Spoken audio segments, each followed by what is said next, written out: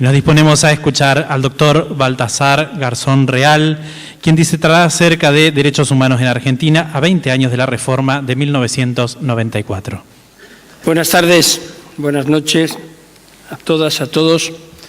Muchísimas gracias por estar aquí, por ocupar una parte de vuestro tiempo en este acto que para mí es especialmente emotivo. Realmente, desde que aterricé en el aeropuerto, ha sido una sucesión de emociones que, engarzadas unas a otras, no sé bien cómo va a acabar la noche.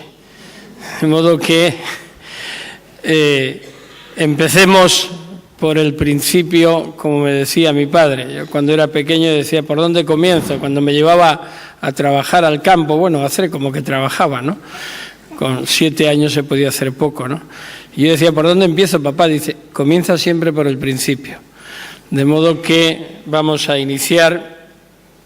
Si estamos hablando de derechos humanos, tenemos que hacer la primera mención a la Declaración Universal de Derechos Humanos.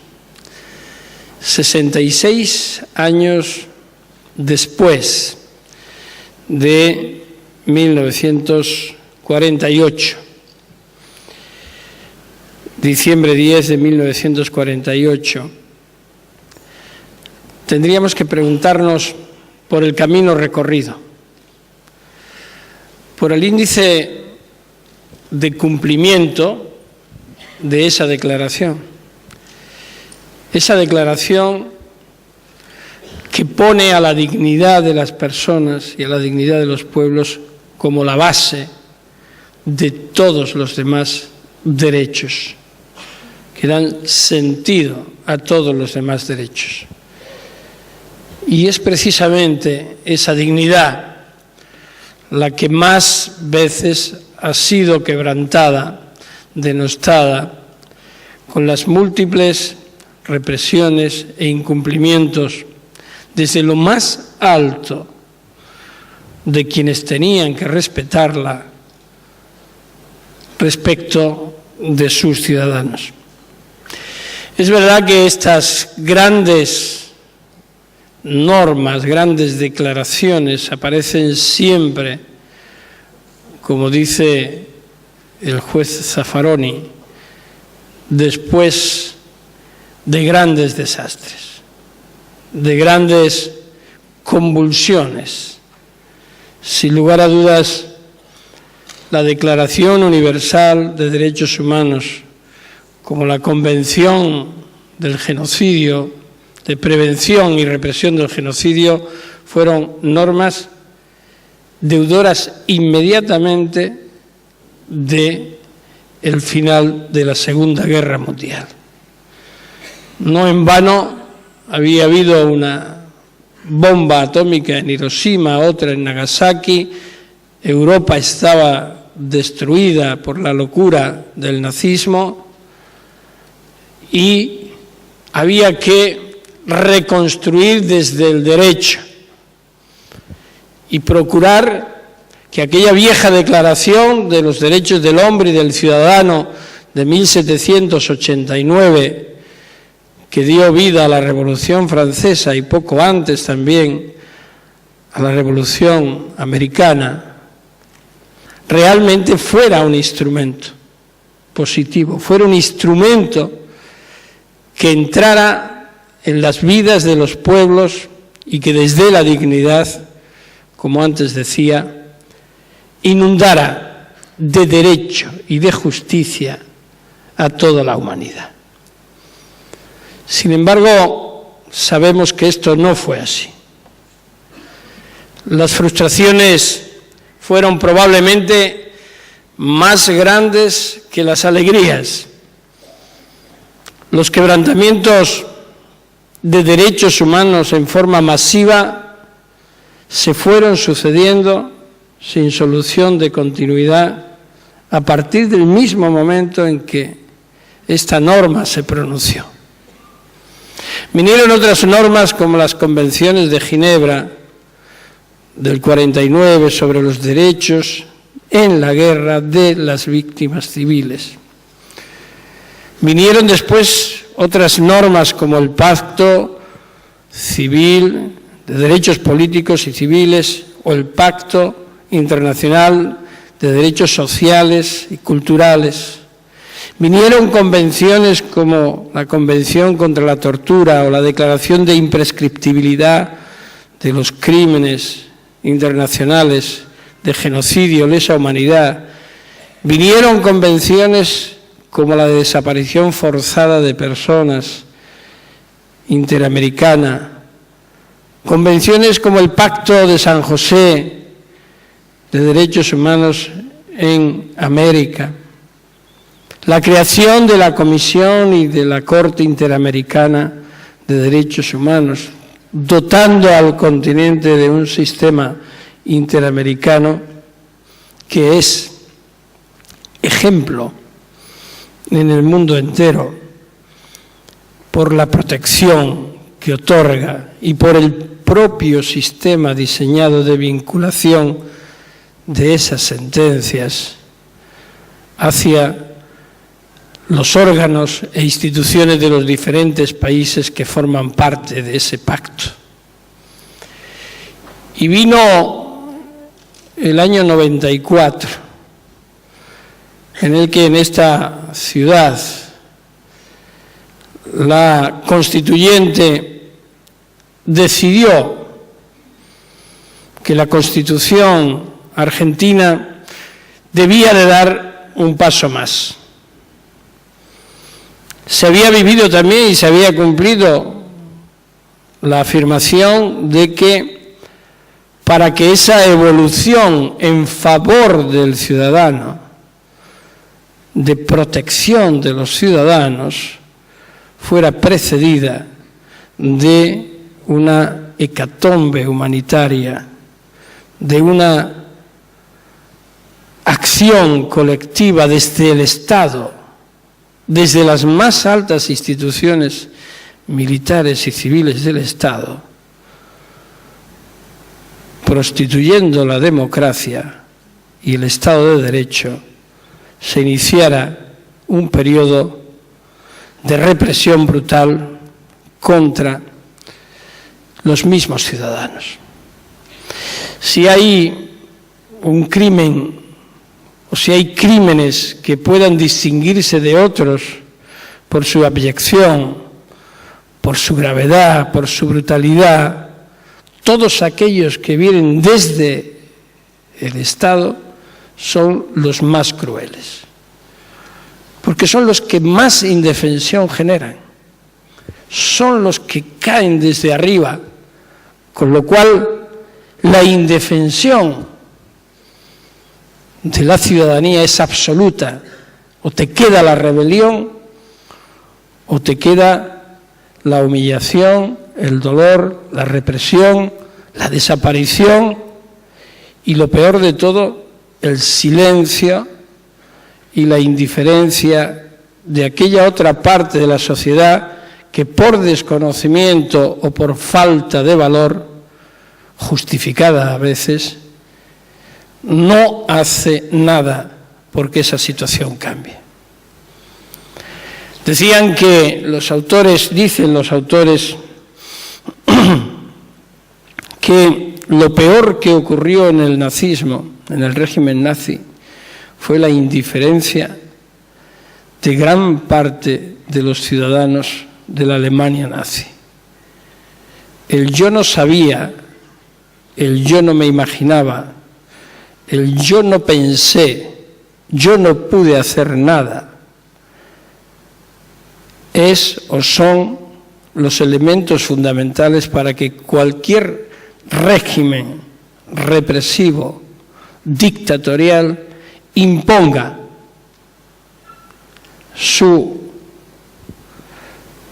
medida de perversión y de ataque a los ciudadanos. Y en ese contexto, alguien me puede decir, oiga, eso ocurrió en Argentina y la Constitución estaba vigente. Y después vino una acción ya en democracia, Pero después del año 94 había leyes de impunidad. Y en el año 94 el artículo 75.22 de la Constitución de la República Argentina produce un avance espectacular en lo que es la protección integral de los derechos humanos. No solo constan protegidos y declarados los derechos humanos en la Constitución, como en cualquier Constitución, sino que además se le otorga rango constitucional, por tanto, por encima de las leyes ordinarias, de cualesquiera leyes que se puedan adoptar en cualquier ámbito territorial de la nación argentina, a los tratados que protegen precisamente los derechos humanos. Pero mientras tanto, esa norma no se aplicaba, con lo cual la impunidad se hacía mayor. El abismo más hondo, porque no hay nada peor, creedme, no hay nada peor que dictar leyes o normas que protegen todos los derechos y no aplicarlas. Es la mayor revictimización que se puede producir contra las víctimas. Generar la expectativa de protección de los derechos y después omitir cualquier actuación para llevarlo a cabo es de las mayores perversiones que se puede hacer. Pero no quiero ser negativo con ese gran avance, porque produjo algo importante. Convendréis conmigo que después de esa reforma constitucional, por sí mismas tenían que haber caído las leyes de obediencia debida y punto final. Los jueces tenían que haber hecho el control inmediato de constitucionalidad y de convencionalidad. Eso es lo que dice la Constitución. Sin embargo, ¿por qué no se hizo? ¿Por qué no se aplicó directamente la Constitución, que reconocía la Convención contra la Tortura? Y, es decir, esa ley que protege la impunidad de hechos de desaparición, de tortura masiva, etcétera, no puede seguir vigente.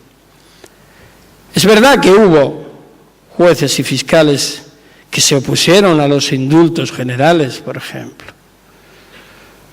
a partir de 1989. Pero curiosamente la Corte Suprema, que es lo que a uno le llama la atención, es decir, ¿cómo es posible que nadie aplicara el artículo 75, parágrafo 22, para acabar con esas leyes de impunidad? Es lo que se hizo a partir del año 2001 y después de, en el caso Poblete, seguir la trayectoria de la querella que se presentó, primero víctima y después el CELS y después el juez Cavallo en el año 2001, 6 de marzo de 2001. Y posteriormente, o casi simultáneamente, en un momento histórico que al margen de la ideología de todos y cualquiera argentinos y argentinas, debe de ser un hito histórico para este país, como es el acceso a la presidencia de Néstor Kirchner. Yo no conocía a Néstor Kirchner en ese momento. Es más, internacionalmente nos sorprendió que fuera el presidente que quedó como presidente como la menor votación por la retirada de Menem. Y sin embargo, a partir de mayo de 2003 se produjeron una concatenación de hechos que en el área de la reivindicación de los derechos humanos, de la lucha contra la impunidad, formó un hito y que con el paso del tiempo será más grande. Y ya no estoy haciendo valoración ni siquiera del político, ni siquiera de la ideología del presidente Kirchner, sino del hecho histórico de que un responsable político, había otros, pero un responsable político en la presidencia, es decir, en la cúspide de la jefatura del Estado, tomó una decisión clara y definitiva en defensa de la sociedad, a la que a partir de ese momento tenía que defender. La reivindicación del poder civil sobre el militar, escenificada en esa bajada de la galería de presidentes, de la fotografía de Videla, dio la vuelta al mundo y sigue dándola. Entonces yo os confieso un secreto. Yo tengo 2 fotos que se refieren a Argentina en mi despacho profesional en Madrid. Una es esa, que me regaló la agrupación de Avellaneda,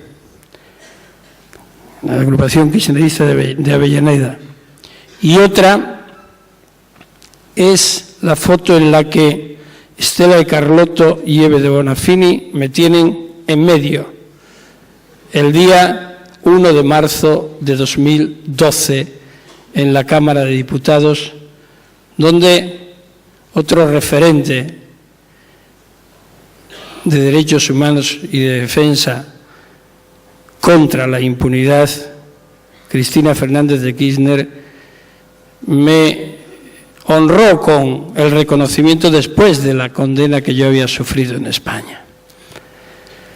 Realmente hay actos simbólicos que marcan la pauta, ¿no? Ahora que estamos aquí en familia, os voy a contar una anécdota. La primera vez que yo conocí a Néstor Kirchner fue acompañado del canciller actual Héctor Timerman, a quien había conocido en Nueva York. Él era entonces el embajador en Naciones Unidas y yo estaba temporalmente en la ciudad de Nueva York y trabamos buena relación, buena amistad hasta el día de hoy.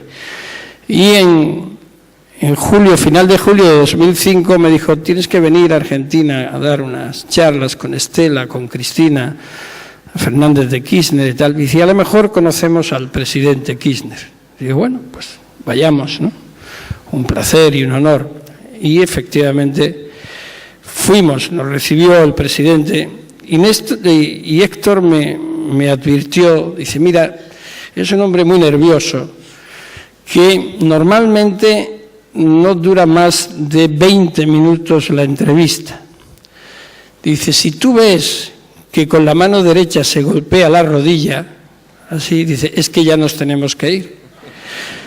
Con lo cual yo estaba totalmente traumatizado a la espera de ver la mano derecha cuando se empezaba a mover. Y entonces yo creo que el presidente Kirchner debió de verse, porque claro, yo lo miraba a él y miraba la mano, lo miraba a él y miraba la mano. Y la mano no se movía. Y ya llevábamos una hora y ya miro a Héctor en un momento y hace... Bueno, y seguimos hablando y me dice: doctor, dice, mire, dice, hizo usted muy bien con lo del 2003 y con pedir la detención de varios militares y entre otros la detención de alguien conocido por todos vosotros y vosotras, el juez Brusa. Dice: pero es que si no lo hubiera pedido, si no lo hacen los jueces de aquí, yo se los monto en un avión y se los mando a España para que los juzgue usted. Bueno, la entrevista...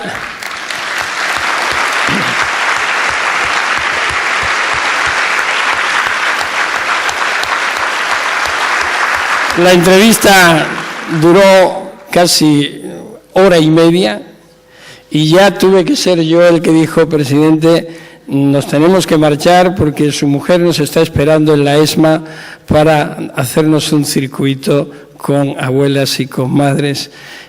Y así fue la primera vez que yo conocí a este hombre, y fue desde entonces, desde ya 2003, un referente. Y creo que no debemos nunca olvidar que hay esos símbolos que merece la pena tener muy presentes.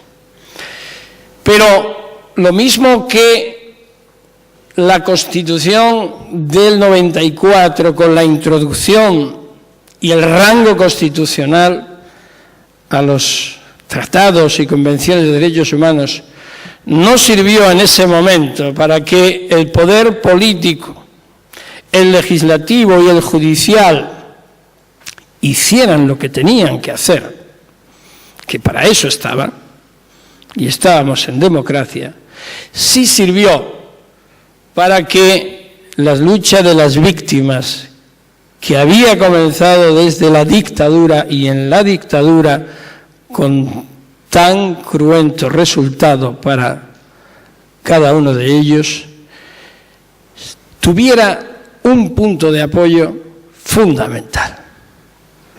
Curiosamente, fueron las víctimas y los organismos de derechos humanos los que sí se dieron cuenta realmente de lo que era esa norma y de lo que es una Constitución. Porque, en definitiva, una Constitución es la norma máxima que regula democráticamente las relaciones de un pueblo y que debe de ser la que ponga contra las cuerdas a los responsables políticos, legislativos o judiciales que no cumplan y que no lo hagan y que los pongan frente al pueblo.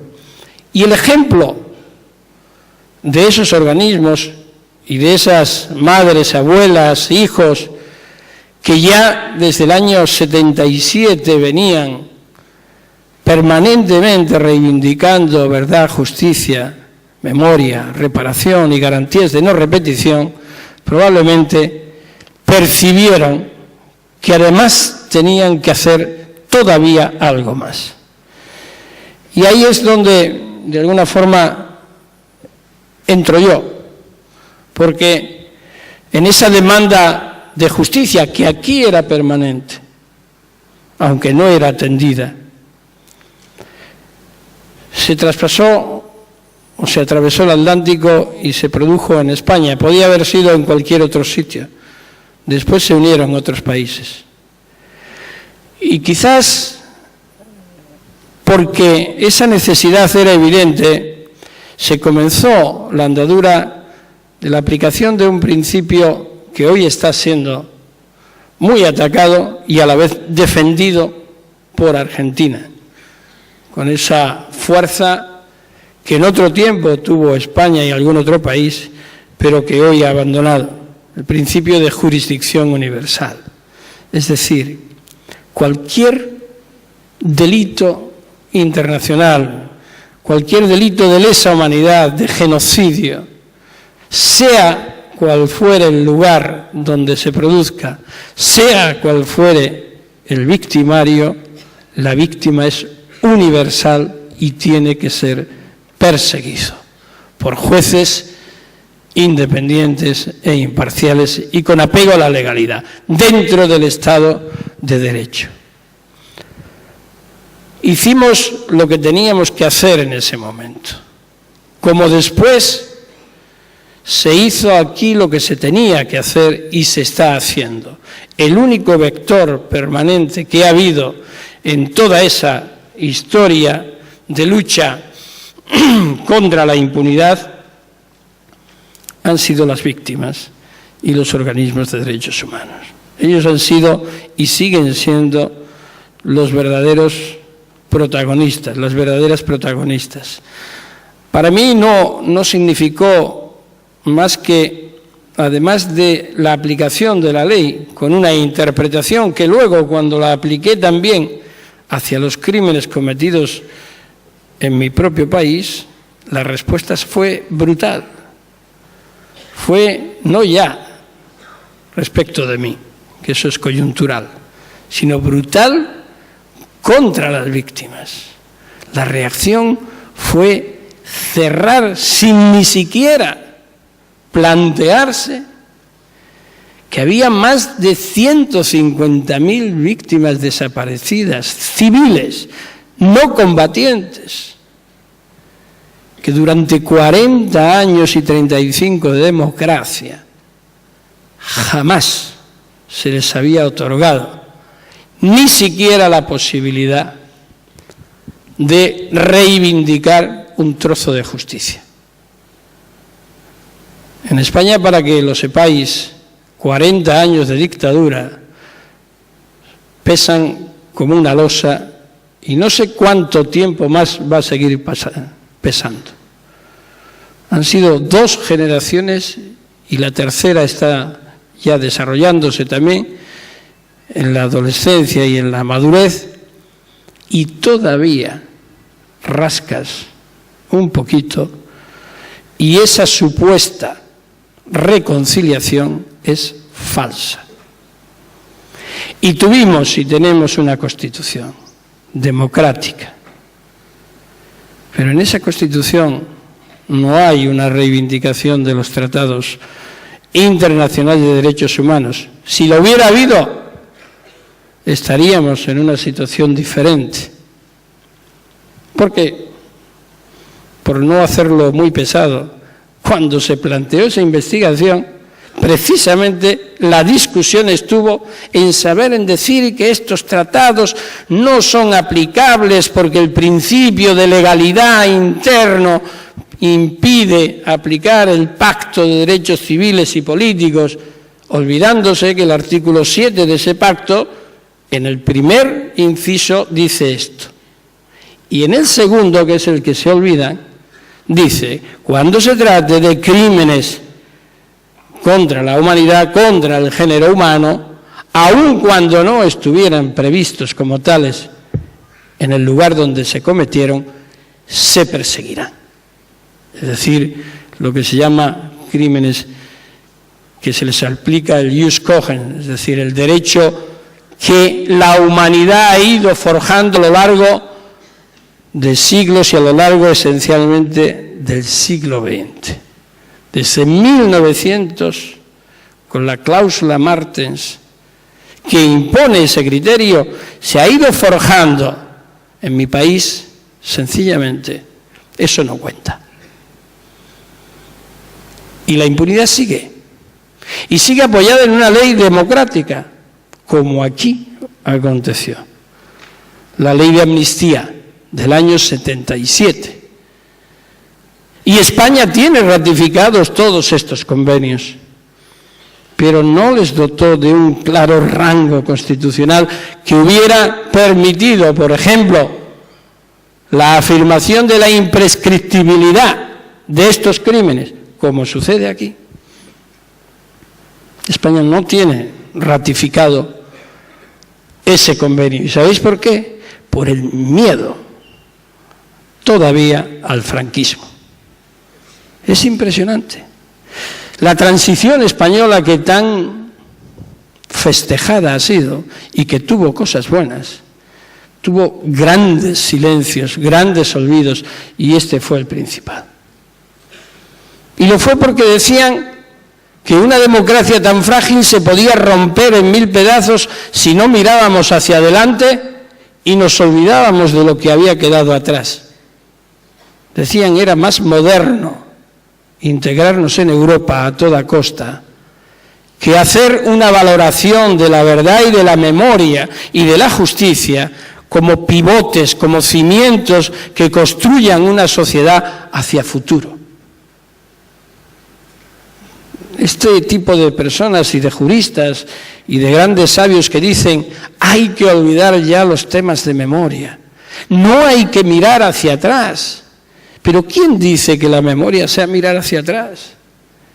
La memoria tiene sentido y está dotada de toda la energía porque es el ahora y el futuro, para que no se produzca de nuevo lo de atrás. Es exactamente lo contrario de lo que se postula por este tipo de interpretaciones, que por otra parte, obviamente, conduce al negacionismo, al debate, a los dos demonios, a que, bueno, algo ocurriría. No está tan mal que los rojos se jodan. No estoy expresando afirmaciones de hace 50 años, estoy expresando expresiones de ahora en España. 222 calles del Callejero de Madrid siguen teniendo nombres franquistas. ¿Cómo se puede entender esto?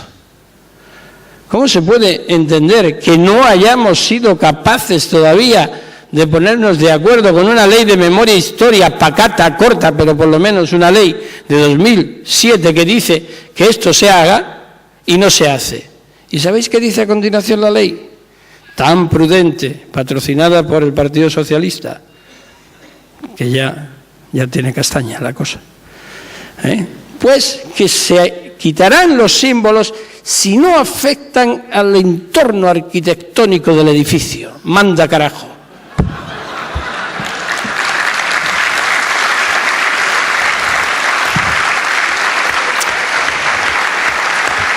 Perdonadme por la vehemencia, pero es que me provoca, de verdad, me provoca mucha incomodidad, no comprendo a mis conciudadanos, o a parte de ellos, ¿no? Es decir, cuando dice esto no nos afecta, esto ya no le interesa a nadie. Y yo veo asociaciones de memoria histórica, gente muy mayor, menos mayor, ahora por fin parece como si nos hubierais mandado una bocanada de aire fresco. Los jóvenes también empiezan a movilizarse. Es impresionante la movilización política que en Argentina hay de la juventud, o al menos de una parte de la juventud importante. En España ahora, recién con la crisis económica a partir de 2011, pues como ya nos han tocado hasta el cielo de la boca, pues ya parece que tenemos que hacer, y por fin hay un atisbo de reacción en las últimas elecciones del Parlamento Europeo con la aparición de un movimiento político que se llama Podemos, que es diferente, ¿no? Por lo menos ya estamos cuestionando algo. Pero es que si no, es que es tremendo. Es tremendo que no se produzca esa reacción. Mirad, y me estoy yendo un poco, pero no, porque estoy comparando dos constituciones en este tema que es esencial. El día 14 de abril de este año, Día de la República, llevamos en mi despacho profesional una demanda de una víctima del franquismo, Teófilo Alcoriza. Teófilo Alcoriza era un hombre trabajador del campo de Valencia, que en 1947, es decir, la guerra se terminó en el 39, 1947, estaba trabajando en su casa, en su campo, en sus viñas. Y la Guardia Civil fue a buscar a su hijo, Pedro Alcoriza, que era guerrillero, era de los que todavía estaban en movimientos guerrilleros en contra del franquismo, los maquis que se llamaban, ¿no? Y el hombre no estaba allí. Y la Guardia Civil se llevó al padre y lo ahorcaron. Lo ahorcan y después dicen que se había suicidado. Dice, no, se suicidó con los cordones de los zapatos. Encima, no sé, a los de entonces sobre todo y a los de después nos toman por idiotas, ¿no? Es decir, si tú ves en 1947 a un labriego, a un agricultor en España que llevara cordones en los zapatos, te doy el premio mayor que te pueda aspirar en Santa Fe, en Argentina y en el mundo entero. Llevaban albarcas, llevaban hebillas. Si no existía. Mi familia es labradora y sé cómo se vestía, ¿no? Entonces, el día 14 de abril, la familia me pidió que me desplazara hasta Valencia porque se hacía un homenaje en la zona 25, que es donde hay una gran fosa común. Y estamos reivindicando la exhumación de los restos para que la familia poder honrar esos restos, ¿no? 5 años ha tenido el Ayuntamiento de Valencia, con mayoría absoluta del Partido Popular, con una alcaldesa que es experta en recibir regalos de Louis Vuitton. Es uno de sus grandes aportes a la democracia. No es capaz de autorizar la exhumación. 5 años. Se pierde la subvención de la Ley de Memoria Histórica y la familia está donde está. Tomamos el caso, se genera un gran conflicto en la sociedad y entonces el ayuntamiento cambia de parecer y dice sí, que se exhumen, pero que se lo paguen ellos. Es decir, es tal el desprecio de las víctimas. ¿Cómo le puedes decir a una víctima, páguese usted esta exhumación? Oiga, yo no maté a mi padre. Lo mató el Estado español a través de la Guardia Civil en este caso, que asuma por lo menos la obligación de reparación. Eso es lo que dice la Constitución española y lo que dicen las leyes y lo que dicen los convenios ratificados por España.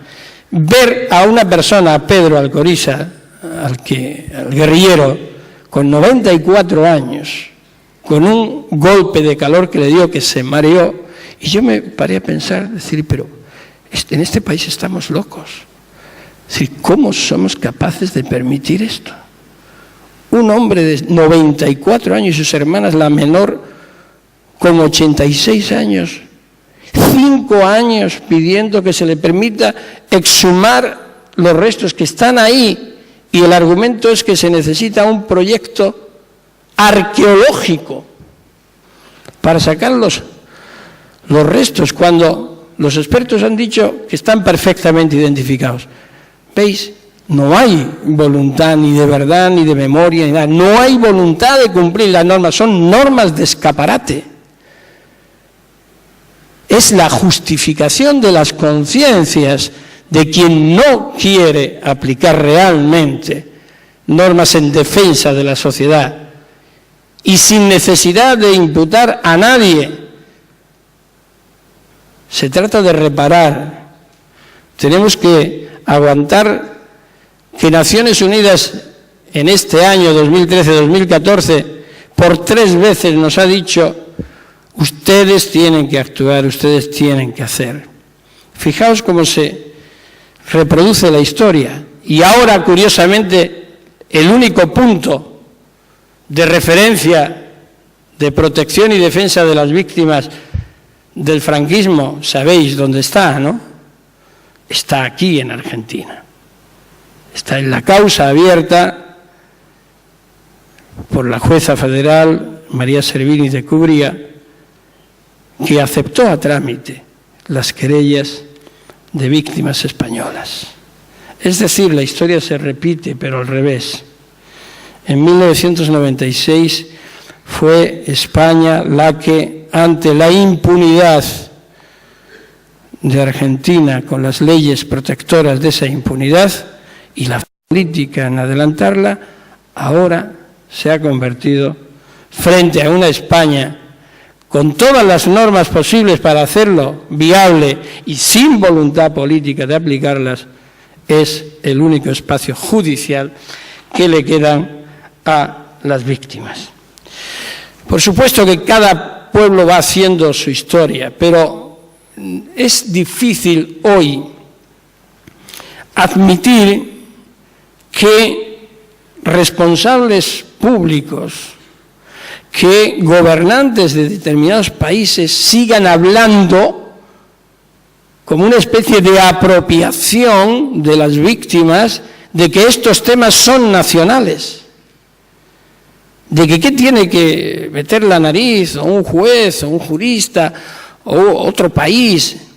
Si os dais cuenta, cuando se habla de narcotráfico, de crímenes organizados, toda la legislación nacional e internacional va dirigida hacia la generación de la cooperación, garantizando la transnacionalidad de la misma frente a crímenes que son internacionales. Eso es lógico. Sin embargo, cuando se trata de los crímenes más graves contra la humanidad, que son universales, se produce esa apropiación diciendo esto es mío. pero no es mío para perseguirlo, es mío para protegerlo y para que nadie pueda juzgar a los represores. Eso es lo que ocurría antes. Cuando Pinochet fue detenido en Londres, se produjo un fenómeno muy interesante. Y es que Chile reivindicó a Pinochet, pero lo reivindicó para juzgarlo. Yo me acuerdo en la segunda vuelta de las elecciones entre Ricardo Lagos y Lavín, uno por la Concertación del Partido Socialista, el otro por la derecha. Lógicamente, que Ricardo Lagos dijera, no, queremos, la verdad que era un papelón también, el Partido Socialista en el poder pidiendo la protección de Pinochet, pero bueno, decían, que venga para juzgarlo. Pero lo realmente maravilloso es que Lavín, que había nacido y crecido en las ubres del pinochetismo, decía, no, Pinochet a Chile porque lo tenemos que juzgar aquí. Genial. Eso es lo que debería de haber hecho realidad, y de alguna forma se hizo. Pinochet volvió a Chile, fue desaforado, fue procesado, fue decretado su arresto domiciliario hasta el día que se murió, y si no fue condenado es porque se murió. Y una gran aportación, la única aportación que yo creo que Pinochet hizo a la lucha por los derechos humanos, fue que se murió el Día de los Derechos Humanos, el día 10 de diciembre del año 2006. Bueno, realmente el avance de un país se comprueba por el alto índice de respeto a las garantías y a los derechos humanos. Esa es otra de las contradicciones. Los que defienden la hiperseguridad, la ultraseguridad ciudadana frente a cualquier atisbo de derecho de garantías, dicen, no se puede combatir el crimen con tantos derechos o respetando tantas garantías. Tienen todas las garantías los delincuentes y ninguno los ciudadanos. Ese es un discurso vacío, pero que ante la urgencia de muchos temas y de la sensación o de la realidad de la inseguridad en los ciudadanos y ciudadanas puede prender muy bien.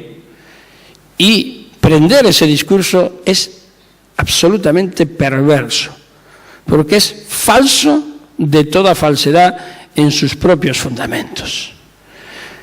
En el sentido de que no es verdad que teniendo menos garantías se tenga más efectividad contra el crimen. Se tiene más arbitrariedad. Eso sí, se tiene más arbitrariedad, no más efectividad.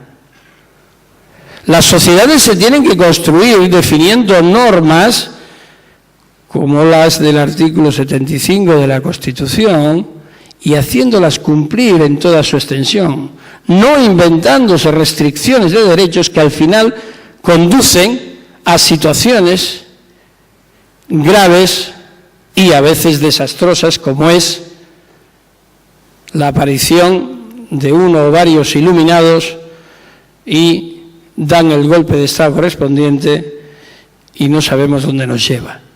Pero es que científicamente está demostrado que es al contrario. Es decir, con más garantías, más efectividad. Claro, si no queremos volver a los tiempos de la barbarie, si nos creemos realmente que hay un Estado de Derecho, si nos creemos que realmente no se puede llegar a un lugar y detener arbitrariamente a una persona que mientras que no nos afecte, incluso se llega a decir algo habrá hecho, hasta que nos toca a nosotros. Y entonces nos rasgamos las vestiduras. En países en los que la inseguridad ciudadana o la acción sistemática de la actuación terrorista produce sus efectos, como ha sucedido en España, o en Estados Unidos con los ataques terroristas de septiembre de 2001, en algún momento se siente la necesidad, el riesgo es evidente de dictar normas exorbitantes o prescindir de las mismas o autorizar la utilización del asesinato selectivo o la invasión de un país o de una zona como puede ser Gaza o como puede ser Irak o como puede ser Afganistán. Y me dirán algunos, bueno, pero ahí se consiguen efectos palpables. ¿Cuáles? ¿Cuáles? El 7 de octubre de 2001 se invadió Afganistán. ¿Qué hemos conseguido en Afganistán? ¿El narcotráfico de la heroína y del opio ha desaparecido? No, se ha multiplicado exponencialmente. ¿Los talibanes han desaparecido? No, se han reforzado y controlan gran parte del país. ¿La corrupción del gobierno de Karzai ha desaparecido? No, se ha multiplicado exponencialmente. Entonces, ¿a qué nos conduce una acción internacional de esta envergadura? Que no se cometa el error de dar ni un paso atrás en la consolidación del Estado de Derecho a través de la protección de los derechos humanos.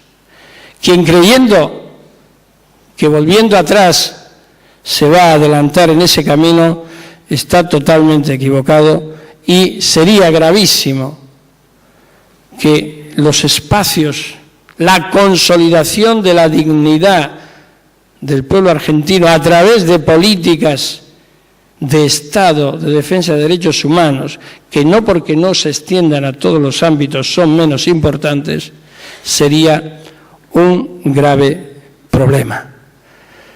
Y ahí el Poder Judicial, y voy terminando, resulta un elemento fundamental. Si los jueces no son jueces independientes, no son jueces imparciales, no son jueces que exijan y que apliquen la ley con igualdad para todos los ciudadanos, favoreciendo a quien más tiene frente a quien menos tiene, favoreciendo a los ámbitos oligárquicos, las consecuencias pueden ser desastrosas. El Poder Judicial tiene que ser el espejo en el que los ciudadanos se miren. La función pública de todas y cada una de las autoridades que desde el Parlamento, que desde el Ejecutivo, que desde el Judicial representan, son servidores públicos, por tanto, defensores de lo público en beneficio de los ciudadanos. Pero, ojo, somos nosotros los que tenemos que exigir que esto sea así. Esto es una cuestión de corresponsabilidad. Si no hay exigencia de derechos, tampoco podemos después quejarnos de que se incumplen. En España, como decía antes, se ha producido una reacción en muchos países, con el movimiento de los indignados, con el movimiento 132 en México, con otros movimientos en Wall Street. Es decir, la gente ha empezado a decir no todo vale. No todo vale en defensa, en supuesta defensa de la democracia. El poder de las corporaciones, queridos amigos y amigas, tiene que ser controlado. Y tiene que ser controlado como garantía de la defensa de los derechos de los ciudadanos y ciudadanas, de los pueblos originarios, por ejemplo, en la explotación de los recursos naturales que son básicos para la subsistencia de un país y de los que habitan en él. No se puede renunciar a la exigencia de esa responsabilidad que corporaciones transnacionales e internacionales tienen y que a veces en esa explotación abusiva de recursos llevan a la ruina a todo un país. La protección de los derechos humanos exige esa cláusula de sanción humanitaria. Esas grandes corporaciones que sobornan, corrompen o explotan abusivamente, no pueden ser impunes y no pueden ser protegidas en la impunidad. Tienen que responder ante lo que dice este librito, que es la Constitución. Y en una interpretación evolucionada de las convenciones que protegen los derechos humanos. Derechos humanos a un medio ambiente libre de contaminación, a una explotación racional de derechos de los recursos naturales, a un cumplimiento de los derechos de los pueblos indígenas, etcétera. Es decir, en esa evolución progresiva que la nación argentina, que la República Argentina hace y que otros países están adelantando también en forma especial en Latinoamérica, abre un espacio realmente impresionante y que tenemos que consolidar. Tenemos que consolidar en forma definitiva, haciendo una interpretación progresiva de estas normas, de estos 17 tratados que protegen los derechos humanos y que Argentina, en su norma constitucional, reconoce con rango constitucional y que después han seguido otros países. México. ¿Quién iba a pensar en México? Que México iba a hacer el reconocimiento en su Corte Suprema y también por la Cámara Legislativa de este mismo principio en 2011. Y sin embargo se ha producido. Es decir, el avance se está produciendo. ¿O quién iba a pensar que se iban a aprobar unas constituciones como la Constitución del Buen Vivir en Ecuador, donde se habla de los derechos de la madre naturaleza, de la naturaleza como titular de derechos humanos, o las leyes de la tierra de Bolivia, que en ese sentido también lo explicitan? Es decir, se está produciendo un avance en este sentido que no podemos consentir que haya un paso atrás.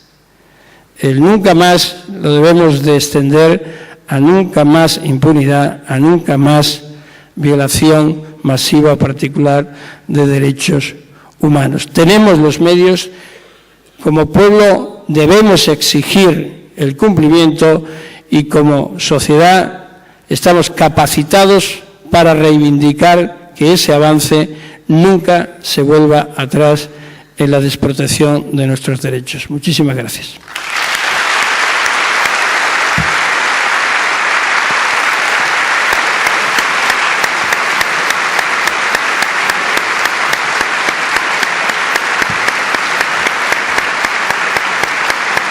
Gracias.